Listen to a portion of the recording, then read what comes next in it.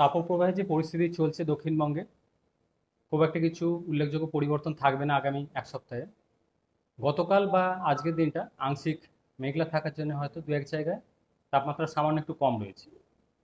পশ্চিমের জেলাগুলোতেও আংশিক মেঘলা থাকার জন্য কিছুটা কম রয়েছে তুলনামূলকভাবে টেম্পারেচারটা।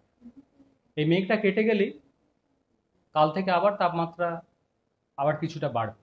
মানে যতটা কমে গেছে মেঘলা থাকার কারণে আবার ততটাই বেড়ে যাবে। ফলে তাপপ্রবাহের পরিস্থিতি আগামী এক সপ্তাহ ধরেই কন্টিনিউ করবে। বরং আগামীকাল থেকে তাপমাত্রা আবার মেঘটা কেটে গেলে যেসব জায়গায় কমে গেছে 2 থেকে 4 ডিগ্রি মতো আবার বেড়ে যাবে। তীব্র তাপপ্রবাহের সতর্কতা থাকছে 23 তারিখে, মেনলি উপকূলের কাছাকাছি এলাকায় দু এক জায়গায়, পূর্ব মেদিনীপুর এবং দক্ষিণ 24 পরগনা এই জেলাগুলোতে মেনলি। অন্যান্য জেলাগুলোতেও দু এক জায়গায় তাপপ্রবাহের সতর্কতা থাকছে 23 তারিখ। 24 তারিখে তীব্র তাপপ্রবাহের স্পিডটা আস্তে আস্তে ধীরে ধীরে বাড়বে।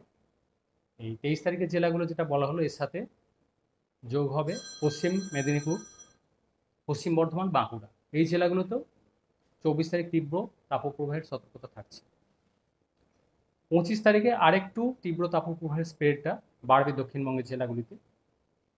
বীরভূম, ঝাড়গ্রাম, পূর্ব বর্ধমান, উত্তর 24 পরগনা, হুগলি এই জেলাগুলোতেও দু এক জায়গায় তাপপ্রবাহ থেকে তীব্র তাপপ্রবাহের সতর্কতা থাকবে 25 থেকে 27।